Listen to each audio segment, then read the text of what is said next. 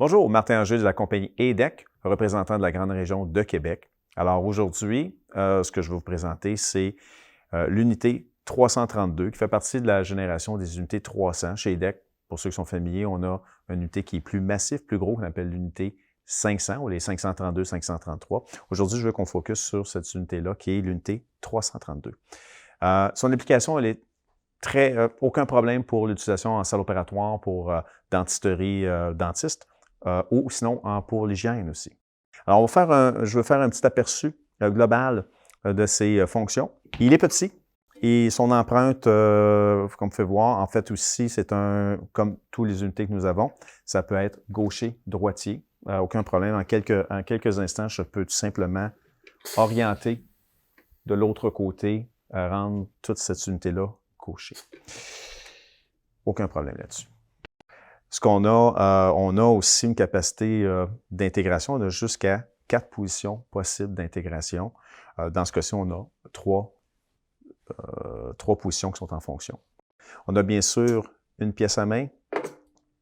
Ça pourrait être aussi, bien sûr, un tourlant, mais ça pourrait être. On peut intégrer jusqu'à 2 éléments autres que la haute vitesse et la basse vitesse sur cette unité-là, ce qui est très intéressant.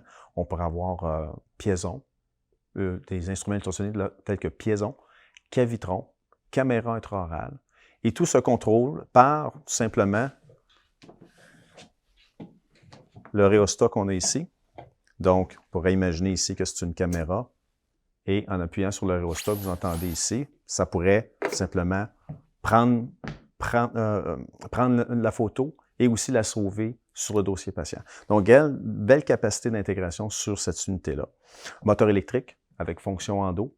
Alors, gardez à l'esprit qu'au-delà de la haute vitesse et de la basse vitesse, ce petite unité-là peut vous permettre d'avoir de la belle intégration qui fonctionne bien. Quand on parle d'intégration, on parle bien sûr, on a ici un pavé tactile où on voit plusieurs boutons, bien entendu. On va faire le tour rapidement. Vous avez un petit écran bleu. Ce petit écran bleu ici, lorsque je prends mon instrument, me donne de l'information. Ici, on voit que c'est indiqué turbine. Mais si c'est un moteur électrique, j'aurai des informations pertinentes au niveau du moteur électrique. La vitesse, en fonction endodontique, ce serait la puissance de coupe. Je peux sauver et programmer avec cette information-là, en ayant la capacité de voir les informations. Je peux sauver les programmes pour mes préférences à moi. Et donc, toujours être en mesure de voir exactement comment l'instrument va performer. J'ai les informations ici et c'est extrêmement pratique. Alors, pas besoin d'avoir des modules qui sont attachés en dessous ou mal fixés.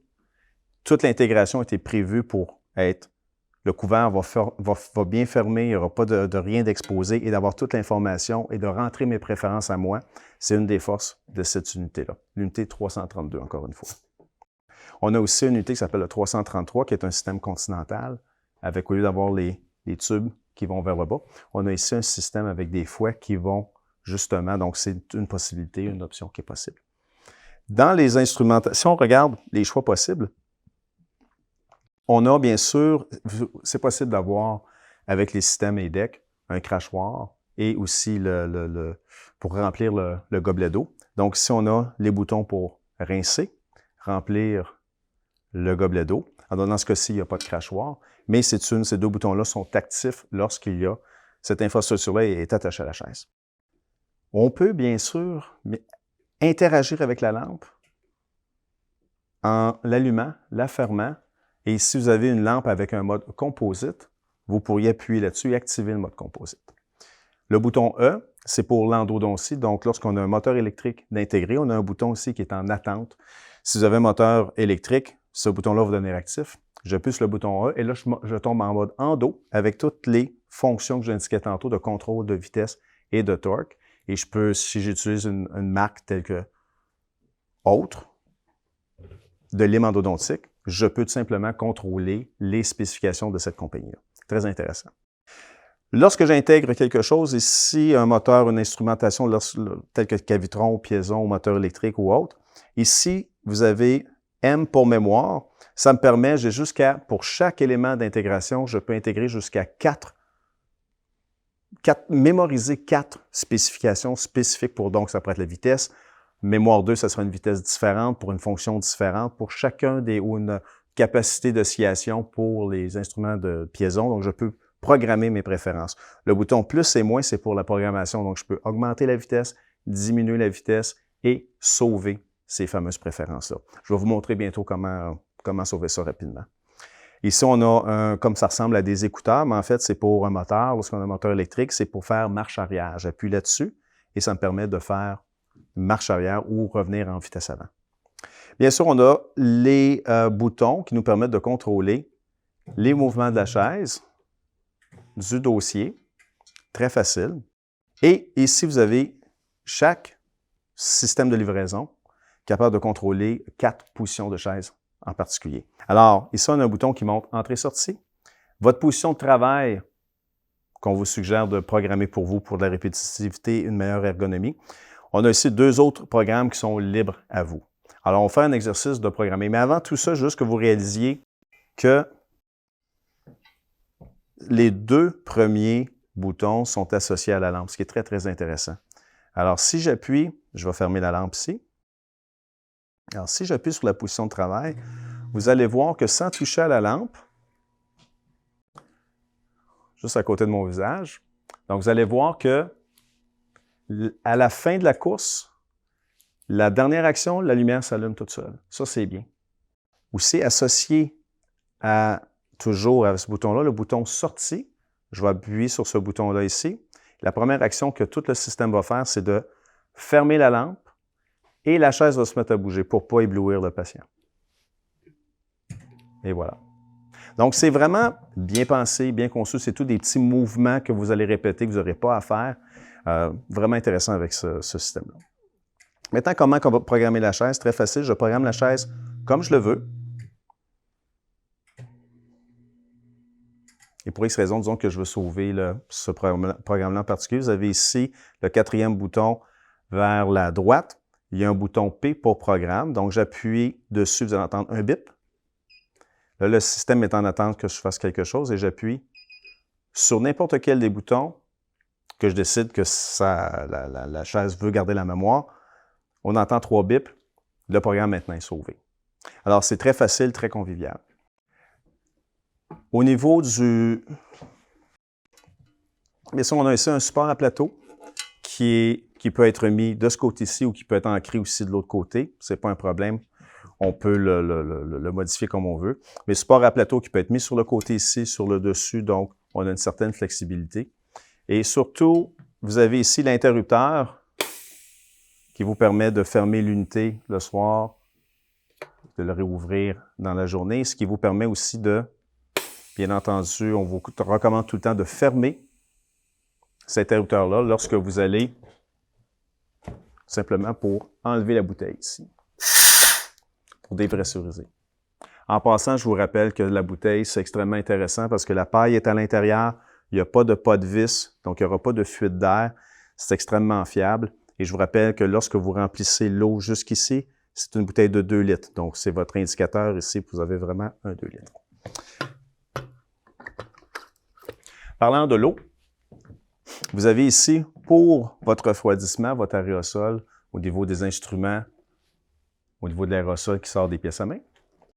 L'ajustement de l'eau se fait sur le côté ici. Donc, vous avez 3 instruments ici. Vous avez 3 contrôles de l'eau. Donc, ici, c'est la pièce à main. Et ce serait le premier ici. Donc, quand je tourne dans le sens des aiguilles d'une montre, vous réduisez l'eau. Et quand je vous tournez dans le sens contraire, vous augmentez l'eau. Et un détail très important pour l'aérosol, c'est bien entendu, si vous avez une icône, vous voyez un jet d'air. Et ça vous permet de, justement, vous augmenter le jet d'air pour aller chercher des plus petites gouttelettes possibles. Vous n'êtes pas obligé de noyer votre patient, vous pouvez avoir un refroidissement qui est meilleur, tout en ayant, c'est juste de rajouter un peu plus d'air, un petit peu moins d'eau. Vous allez avoir, plus les gouttelettes sont petites, pas obligé d'avoir beaucoup d'eau, plus le refroidissement est efficace. Maintenant, ici, vous avez on le tourne ici, voilà. Vous avez ici un interrupteur, vous avez une icône avec des vagues d'eau, et ça, cet interrupteur-là ici, vous permet pour, bien sûr, très intéressant, très important, pour les nouvelles réglementations, de faire purger les lignes d'eau. Donc, 2 minutes le matin, 30 secondes, dépendamment où vous vous trouvez, quelles sont les réglementations de votre État ou de votre province. Alors, ceci, au lieu de prendre le rhéostat et d'aller au-dessus du lavabo et de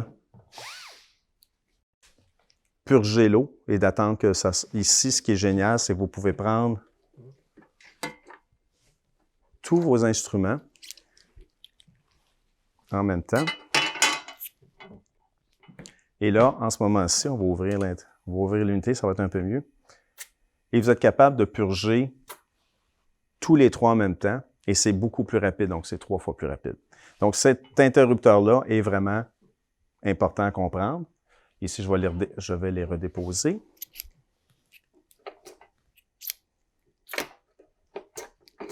Et voilà. Et aussi, désolé.